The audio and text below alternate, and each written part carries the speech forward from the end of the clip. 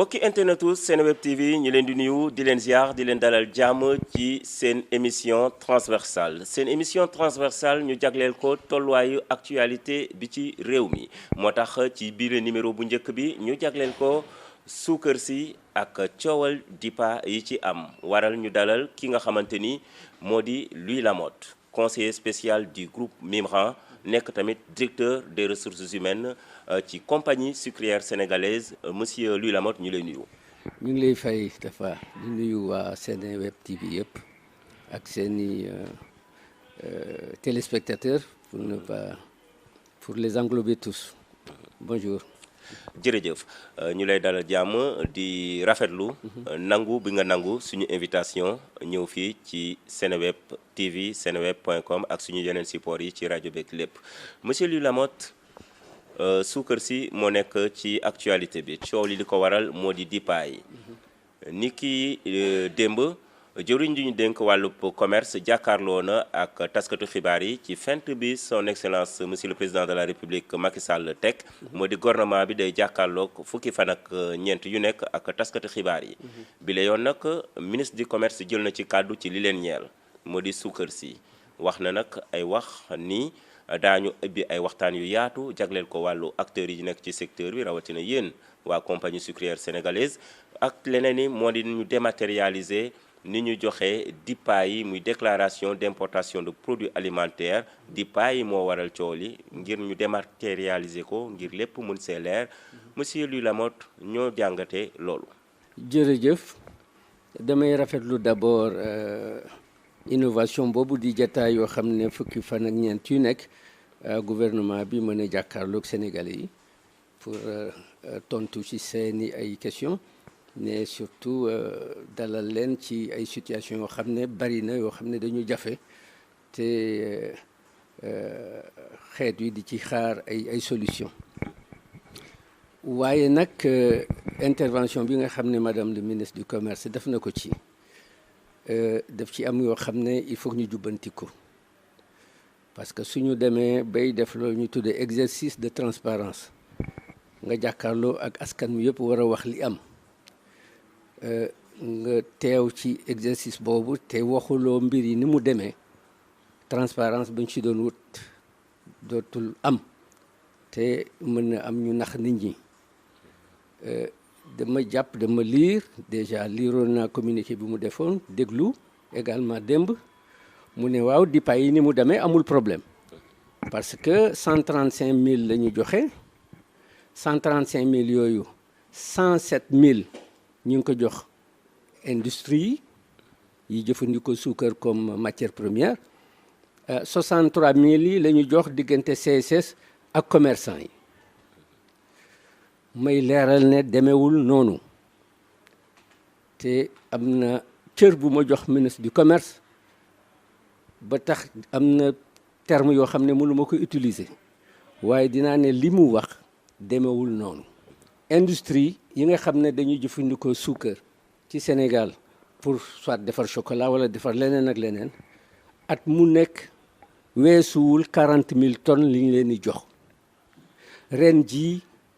mi ngi yam ci 40 000 tonnes 720 pour être précis chiffre boobu ku ko weddi nga dem ci direction de l'industrie dinañ la ko firndeel donc 107 000 yi mu wax ne moom la industrie bi jëfandikoo loolu wax ju amul la mu baal ma ci xëy na ñàkk teggin waaye mënuma ko waxee neneen lii nga xam ne mooy li xew mooy DIPA yooyu yëpp mi ngi ko jox ay commerçants ñu lijjanti ko seen biir mu toll ci 100 000 tonnes balaa ngay faj problème da nga koy nangu d'abord poser ko objectivement balaa ñuy egg ci waxtaane suukar prochainement duñ ko nangu tant que leeralul ne reconnaître ne lii kat faute la boo xam ne def na ko ba jural ñu li mu ñu jural ñun compagnie sucrière mooy toog juróomi weer jaayuloo ba lii ñu si nar a dab ñu muy chômage technique wala tëj usine bi kooku tant que li ko sooke waxuñu ko clairement ñu xam kuy jéggal ku comprendre waaye ñu wax dëgg ji duñu mën a ñun toog di waxanteeg moom ci dara ndax lii mu def ak li mu wax dama am gàcce personnellement parce que ne du man sama nattagoo ministre moo ko def kooku rafetul. dafa déchargé wu. dafa déchargé wu jëkk na déchargé si ña fa nekkoon collaborateur mi fa nekkoon te dem ñu daxe ko foofu mu ne douane la ñu daxe ko foofu léegi nee na industrie la te man xam naa man mi fa jógee tey ci suba industrie que am na lu leen naqadi lool parce que lii ñu wax dëppoowul ak li am na ko jël en charge moom moo signé ay DIPA moo ko séddale moo xam nag ci yan anam la ko séddale ba tax mu jur lii mu jur actuellement tant qu'elle n'aura pas reconnu ça jarul ñuy sori ci ay waxtaan ak yooyu parce que d'abord on n'aura pas identifié le problème et problème boo xam ne xamuloo ko doo mën indi solution donc wax rek la ne waxtaan ñun amuñu jot waxtaan dañu liggéey. waaw jàpp ne nag indi nañ tamit lu bees ngir mun a leeral rek nee na dañu dématérialiser lii di DIPA yi ngir nag fraude bañ cee amati. loolu la ñu namm nee nañ. avancé la c'est une avancée. waaye ça fait 5 ans biñ leen bindee ñun ne leen DIPA yi mbuxum bi ci nekk dafa bari soo leen góorgóorlu woon ba dématérialiser ko bu boobaa lu bari dina wàññeeku ça fait 5 ans biñ leen ko waxee waaye bañ ko waxee jamono boobu ki mu fi wuutu moo fi nekkoon waaye daf ñu ne ñun gouvernement du yéen ñuy wax lu ñu war a def loolu la ma tontu woon ay lettres la mën naa ko génne nga teg ci bët. waaw donc tey su fekkee ne situation bi pression bi sori na ba mu ne dina ko dématérialiser c'est une avancée. mais problème bi c'est pas la solution de tout le problème. waaw ñu bàyyi ministre du commerce ñu ñëw ci yéen. compagnie sucrière sénégalaise. tout à fait. ngeen expliquer ñu naka la ñu organiser lii di marché du sucre suukar si marché bi naka lañ ko organiser fii ci Sénégal. kooku dinaa ci tontu parce que yàgg na ba may topp loolu. compagnie sucrière mooy produire suukar fii ci biir dëkk bi pour produire suukar dafay bay njàmmi suukar récolter ko transformer ko ñi ngi jógee ci en 2007 2008 compagnie sucrière mi ngi doon def 90 000 tonnes par an ñu doon jàpp ñun ñëpp ne booru 2012 2013 Sénégal soxlaam ci suukar dina toll ci fanweeri junniy tonnes 150 000 tonnes su ma juumulee ñu taxawal plan ne dañuy fas yéene def autosuffisance parce que jamono yooyu ak président bi fi jóge woon dafa décrété woon autosuffisance plan REVA et cetera ba ñu demee ba xam ne liggéeyal sa bopp amal sa bopp li ngay dundee moo gën a wóor dem di ko jéggaani ci programme boobu ñun lañ jàpp ne dañuy def li ñuy woowee plan KT 150 moo doon visé booba ak 2013 2014 ñu mën a def 150 000 tonnes daaw ñu ngi ci 141 000 tonnes ren incha allah dinañ egg ci 150 000 tonnes su neexee suñu borom waaye population xaarul diggante 2007 ak 2020 population bi évolué na gën na bari macha allah taux de croissance d'au moins 2%. li ñu seetluwul ci Sénégal mooy dafa dem ba Sénégal nekk pays attractif pour l'immigration sous-régionale. tey juróomi nit yoo fi gis kenn ki étranger la. soit mu jóge sous-région donc population bi day gën di yokk. yow it ngay gën di yokk sa doole di gën di yokk say investissement pour mën a dabu li nga xam ne mooy bëggu-bëggu mooy li ñu soxla pour production. ñu ngi ci su fekkee ne dimbali nañu ci lii nga xam ne mooy xew te c'est récurrent ñaari at yu nekk ngeen dégg coowu suukar te dara indiwu ko lu dul suñu ne marché bi manqué na nangami tonne ci suukar. nangam boobu ministère du commerce daf koy jël multiplier ko par lu ko neex tuur ko fi ba nga xam ne yow soo produire doo mën a jaay tey may wax ak yow ñu ngi ak 30 000 tonnes yoo xam ne jaayuñu ko. mi ngi seeni hangar de stockage. waaw sooy jaay lambale. sa xel du nekk ci yokkaat la nga doon produire parce que su fekkee ne 140 000 tonnes mënuloo jaay 140 000 tonnes yi parce que mayuñu la foo ko jaayee. balaa nga sa xel di dugg ci def 200 000 tonnes da nga xaar d'abord ba mën a am assurance ne man le peu que je produis mën naa ko écouler. loolu mooy waxu problème mu marché suukar ak problème mu couverture dëkk bi en sucre. mais jàpp nañ ni ñun yéen CSS da ngeen di importer. su fekkee ne dañu produire ba pare gis ne production bi matewul pour ça dépend ay jamono la matewul pour suukar bañ a ñàkk parce que CSS du fonctionner 12 mois sur 12 mi ngi fonctionner 8 mois sur 12 je veux dire production bi usine bi moom day fonctionner 12 mois sur 12 waaye production bi dagg gattax gi def ko suukar day am période du nawet bi kenn dootul mën dugg ci tool yi ban la et cetera ak taw bi donc dañuy arrêté ñu ne diggante bi ñuy arrêté ak ba ñuy reprendre production bi ñaata lañ fi war a mën a importer ci suukar de sorte que Sénégal du mës a manqué suukar moom la ñuy waxee gab bi moom la ñuy waxee gab ren gab bi nekkoon ci 40 000 tonnes ñaan fukki junni tonnes si suñu xayma ñun parce que ñun ñoo xam marché bi ñu ne 40 000 tonnes la gouvernement bi ministre du commerce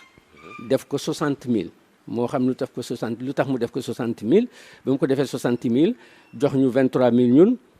21 000 plutôt jox commerçant bi 42 000 yi donc noonu la demee waaye su fekkoon ne noonu mu ko distribuer commerçant yi am 2 fois plus que nous te ñun ñoo yore charge yi ñu fonctionner ak ñu ñàkk fonctionner dañuy fay salaire dañuy fay leneen ak leneen ba tey jàpp naa ne doxalin boobu du li war ak ni ñu ko war a doxale suñu demoon si yeneen dëkk yi ñu wër te di defar suukar dem Côte d'Ivoire da nga gis ne kenn doxalewul noonu parce que ki nga xam ne moo yanu charge yi moom moo war a yore importation bi normalement xam ne lu mu mën a importer it moo commerçant yi koy bokk parce que commerçant yi ñoo koy jaayal donc diggante boobu waroon am kii am lii commerçant bi dafa war a yam ci commerce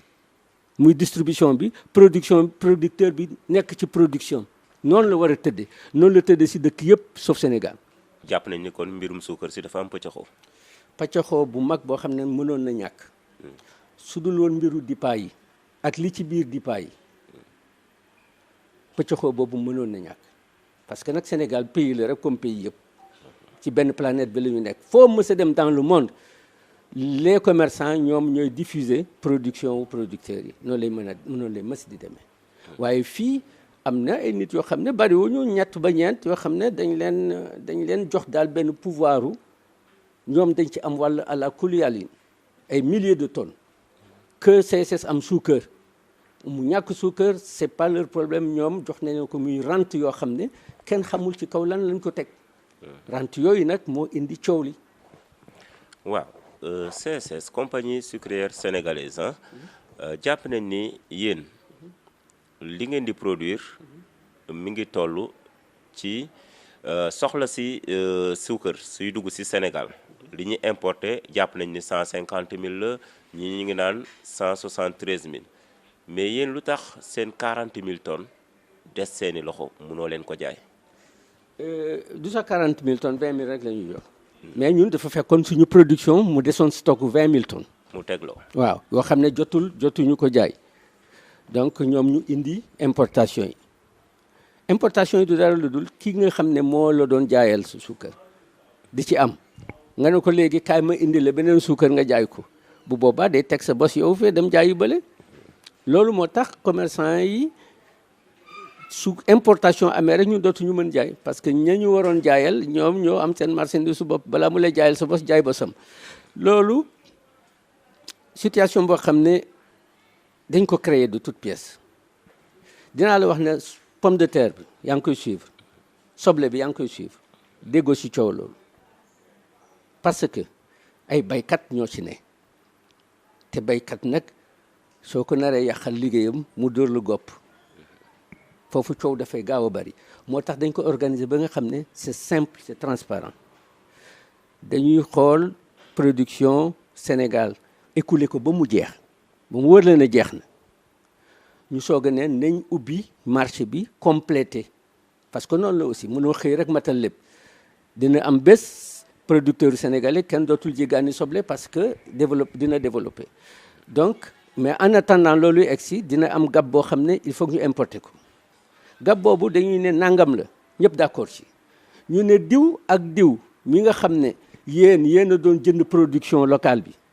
yéenay am priorité pour importation boobu te importation boobu si nangami tonne lay yem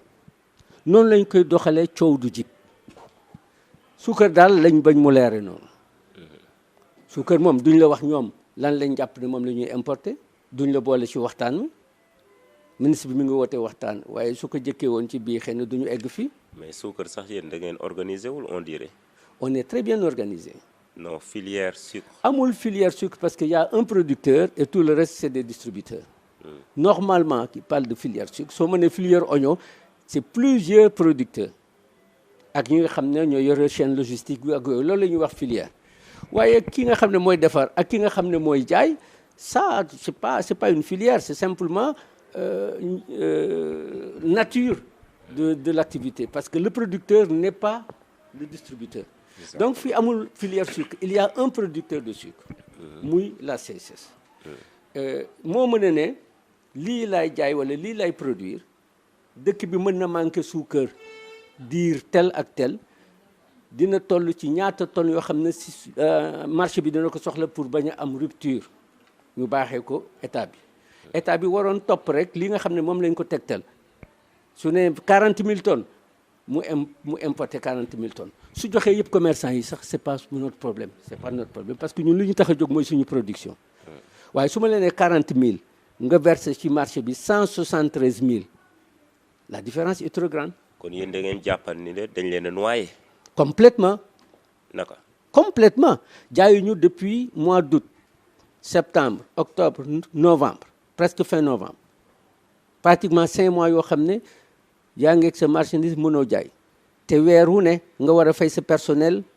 je ne sais pas si vous pouvez deviner la masse salariale qu'on a par mois.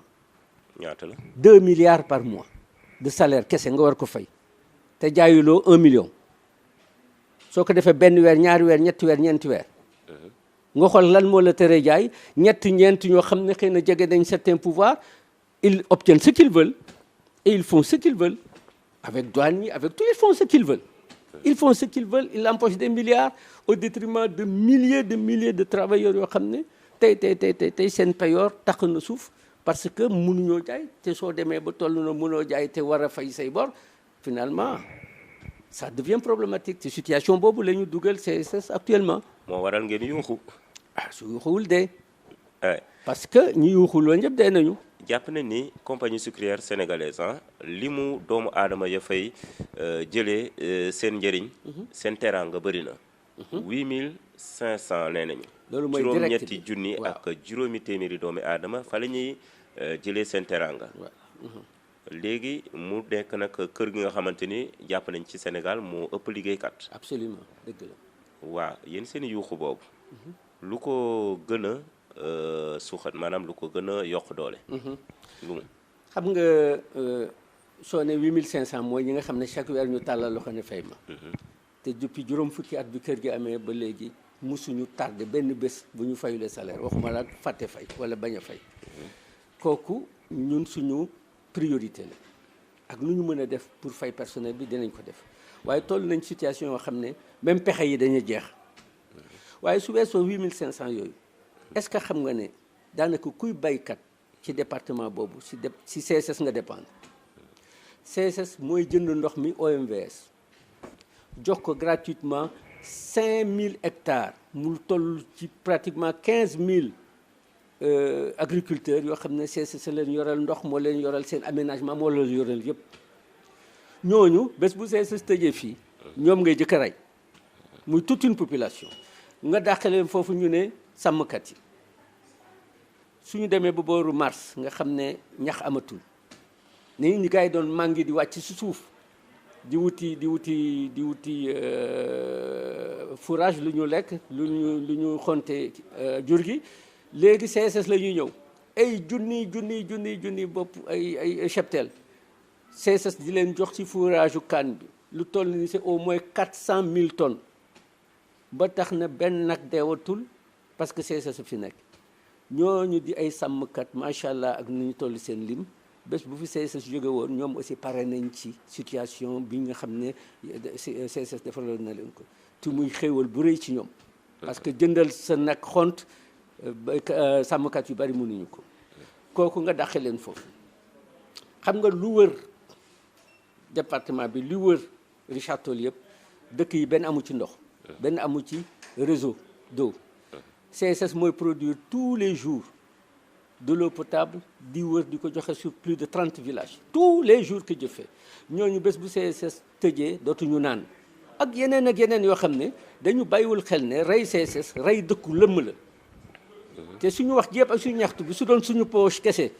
toll nañ foo xam ne xëy na mën nañ ko muñ waaye nag junni nit yi ci jul dara nga xam ne dañ leen nar a xañ seen sutura kooku la état bi war a bàyyi xel te xam ne CSS du sax entreprise pôle de développement la pôle intégré de développement au nord bés bu fa CSS jógee dara desatu fa. wax nga ko léegi jàpp nañ ni juróom fukki at wala lu ko ëpp compagnie sucrière sénégalaise mi ngi ci dëkk bi ngeen di liggéey xam nga nag nee nañu société boo xamante ni te respecté na boppam war na am ay ambition sous-régionale. Tout à fait. CSS juróom fukki at Sénégal nekk seen problème fu mu toll nii lu ko waral. waaw xam nga dëkk aussi toogul sur place il y a 50 ans donc juróom fukki at ci gannaaw xëy na bi ñuy samp CSS xëy na 7 millions de Sénégalais la ñu woon doon jàpp ne même avec 70 000 tonnes mën nañ couvrir tous les besoins mën nañ faj soxla si waaye population day évoluer ba actuellement ñu ngi toll ci combien pratiquement 17 millions nga boole ci nag gan yi nekk fi jóge ci sous-région bi ñëw Sénégal bari na de Sénégal ay gan ñu jógee xam nga dans le cadre de la CEDEAO libre circulation c'est Sénégal di dëkku jàmm boo xam ne feneen fu am yëngatu la ñuy jëkk xalaat mooy ñëw noppalu ko Sénégal donc tax na ba tey xayma bi sax manqué na 20 millions war nañ ko dab donc ñun toujours pour jéem a dab matale Sénégalais yi course la doo taxaw mukk waaye xaalis bu bari la laaj xaalis bu bari ak suuf su bari parce que soo bëggee yokk production il faut nga yokk li ngay bay pour nga yokk li ngay bay il faut nga yokk suuf si su ma la waxee ne ñu ngi daw ci gannaaw 3000 hectares depuis 2009 pour am 3000 hectares pour def 200 000 tonnes de sucre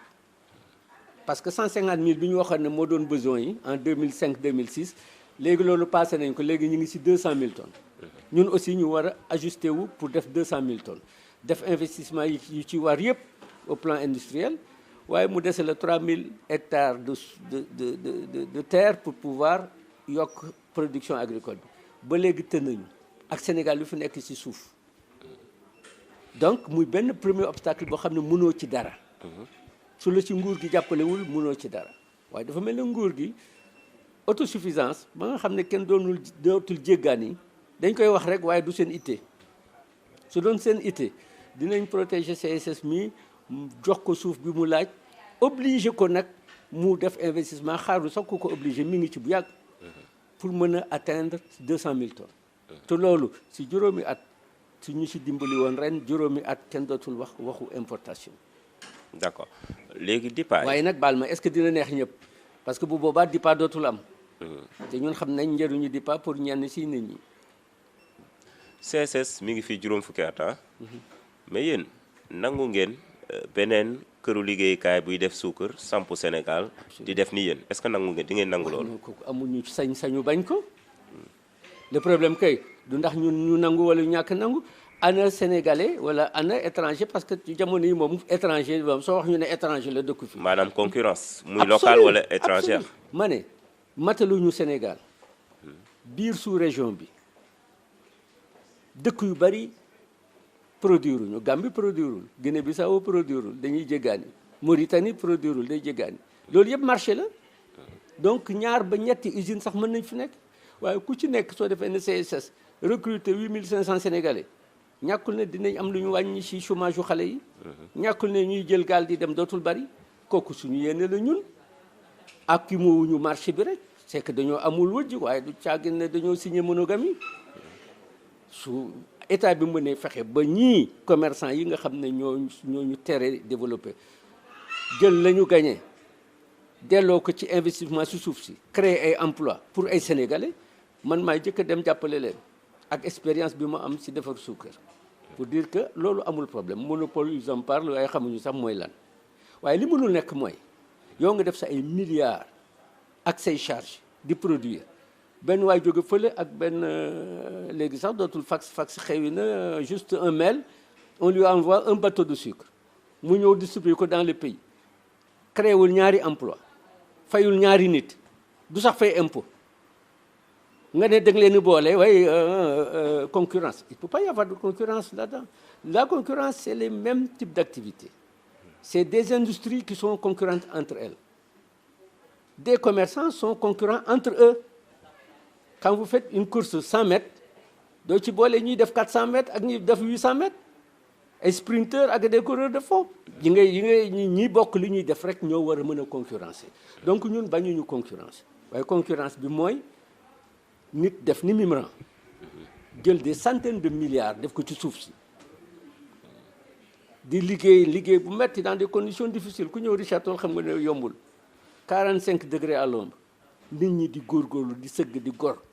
di lijjanti di defar ba mu nekk suukar dépenser ci ay milliards.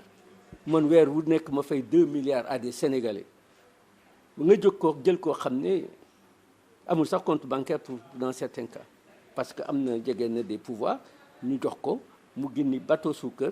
tasaare ko ci réew mi tere nit ñi jaay et par conséquent affaiblir loolu la ñu def ci domaine yëpp. Tamaate bi tey ay baykat ñoo doon bay tamaate di ko jaay usine SNTI ak Socas, je ne fais pas de publicité, ñooñu doon ci liggéey di ci produire national ñëpp añ mi ñuy wax valeur ajoutée kooku filière la parce que baykat bi mooy bay tamaateem ñëw jaay ko usine bi fay ko ba pare transformé jaay ko loolu filière la. waaye nu ñu def Chine de mën naa fa am triple concentré xaaral ma dem jëndi indi ñëw déposé ko ci marché bi rey filière bële complètement. baykat yi perte travailleur yi perte. kon daal ku la dégg dafa ne ku la dégg dafa ner ni état dafa war a gën a jàppale nationaux yi. dafa war a gën a jàppale production locale bi. jéggaani jigul kenn te su fekkoon ne problème bi jéggaani réglé amul benn commerçant bu ma gën a xam nan la ñuy def ba jéggaani. ñoom ñoo ñu wax maa leen ëpp pexe foofu pour def ko waaye ban njariñ lay am ban njariñ laa amal Sénégal jëli marchandise fa lay indi jël devise u sa dëkk bi yóbbu def sa bénéfice dugal sa poche. kañ lay développer Sénégal ñi jàng ingénieur ñi jàng technicien ñooñu fan la ñuy liggéey ci àddina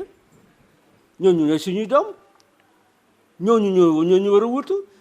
C'est normal que suñu jàngee ba am seeni lijaasa ñu war a mën a gis usine bu leen embauché waaye daaneel nañ usine yëpp. xoolal diwlin bi lana fi taxawati Sonacos xottul la rek dara nekkatu fi xoolal textile bi. dem Chine jëndi ay Poupeline ak ay Malikaan